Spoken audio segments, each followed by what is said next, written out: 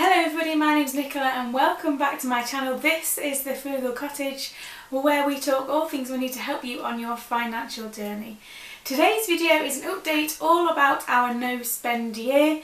Don't forget to like and subscribe, and let's get started. So, I recently did a video on our £5 savings challenge update 6 months on, and I thought it would be a good opportunity to do the same for our no spend year.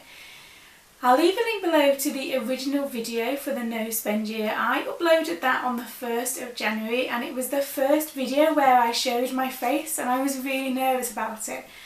But since that point, and since going through the first 6 months of the year, I thought I would do an update just on how we found things since putting that plan into action. So, a no spend year. The first thing to point out is obviously we're in a very different place now to when I first uploaded that video back on the 1st of January. I didn't plan for this scenario to be in place. Well, of course I didn't, nobody knew that. But the things I put in place for the no spend year have been impacted by the fact that we are in lockdown. And some of the things in that sense have helped. And some of it has been more tricky to do since we've been in this different scenario, so to speak. What has that helped with? First of all, I have been at home for the past 3 months and I've been to work for 2 days. Obviously, that has had an impact on our finances. So, for example, I've not been spending hardly any money on petrol because I'm not driving to work every week. We've not had to be tempted by going into different shops because they're all closed and I've just been at home. Lockdown in some ways has made this an easier experience in terms of a no spend year than perhaps it would have been in a normal year where you can go and do whatever you like. That has helped, and I'd be naive to say that it hasn't, because it has. I mean, the fact that I can't just wander into town means that I'm not being tempted by Costa Coffee, or I'm not being tempted by wandering around the clothes shops, because it's not available to do, so therefore that temptation is taken away. The no spend year rules, one of them was no clothes shopping for me, and I hate clothes shopping anyway. I'm not someone who enjoys that experience, I never really have done. But the fact that I can't just go and try something on does help by taking that away. I'm not bothered anyway, but I'm someone who likes to try clothes on before you buy them just to see if they fit okay. But that option isn't there anyway, so that's made that a million times easier. The other one for the no takeaways thing has been the one that we've broken. So right at the start of the year I was like, we won't get any takeaways this year, it's not going to be that difficult, we can do without them, it will save us money, it's healthier. Yeah, what was I thinking?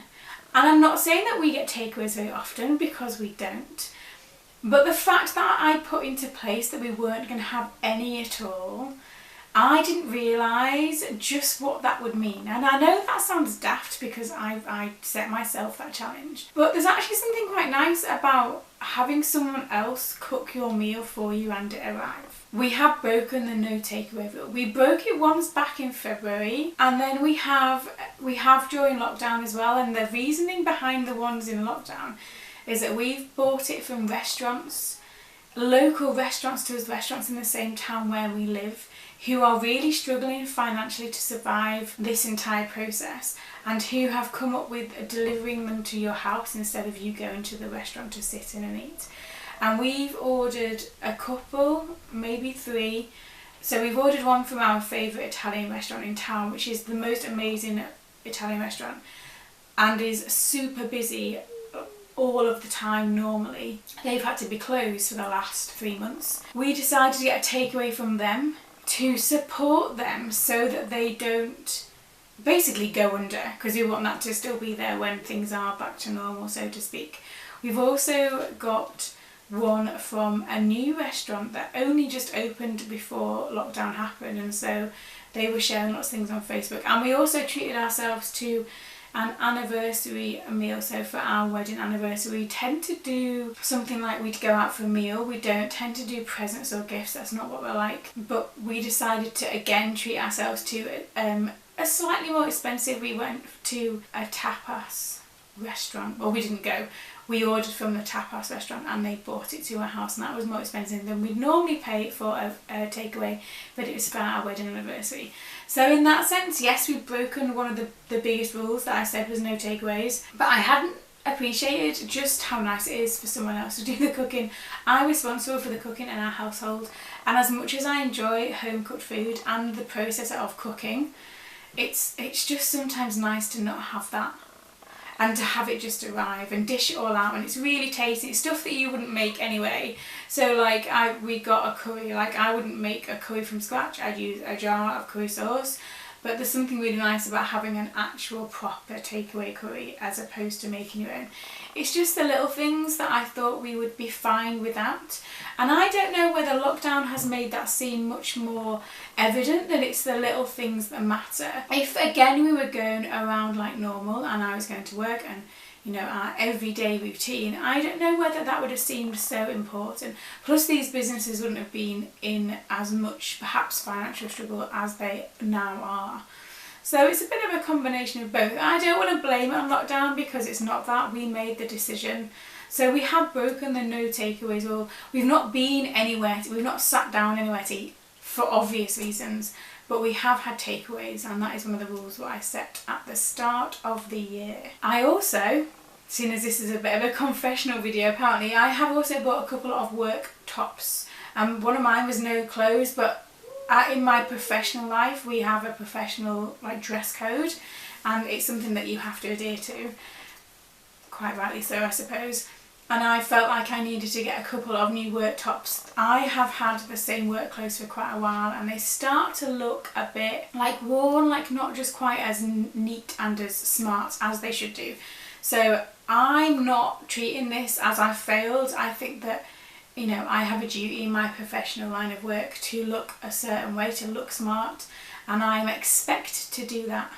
So I don't feel like I've failed the no closing based on that alone. That's part of my job description, I suppose.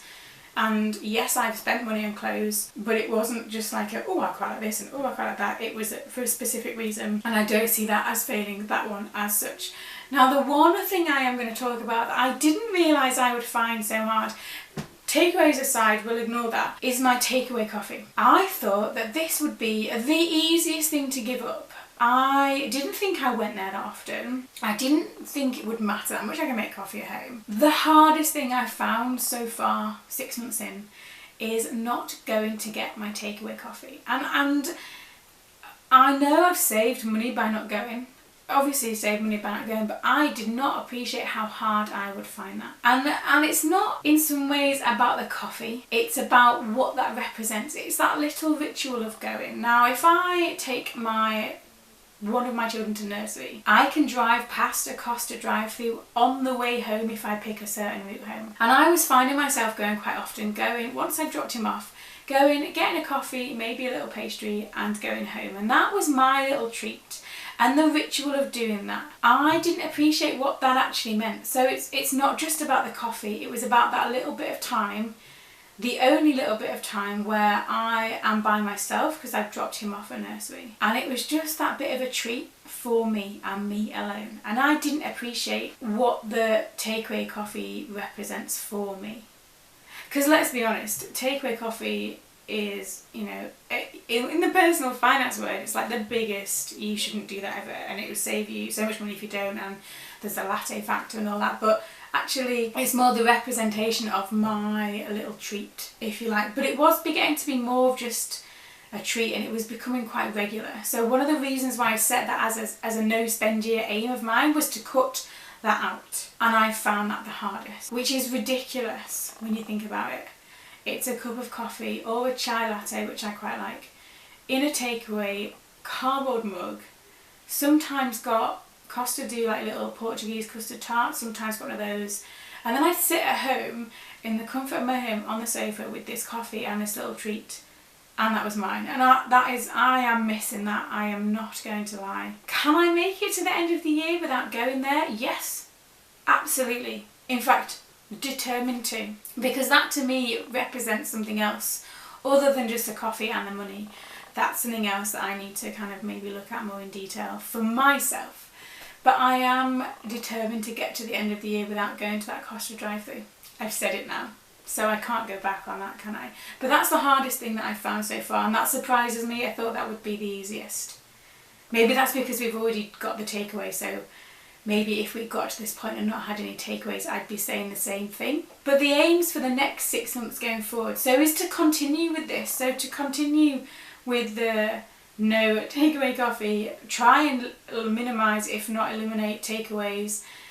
Clothes, I don't really buy them anyway, I'm not bothered by that. And just keep going, and it does make you think about your spending and whether what you're spending on is worth your money and the time it takes you to earn that money. It's very much turning it into a mindful process about spending, which is kind of one of the reasons why I did it in the first place.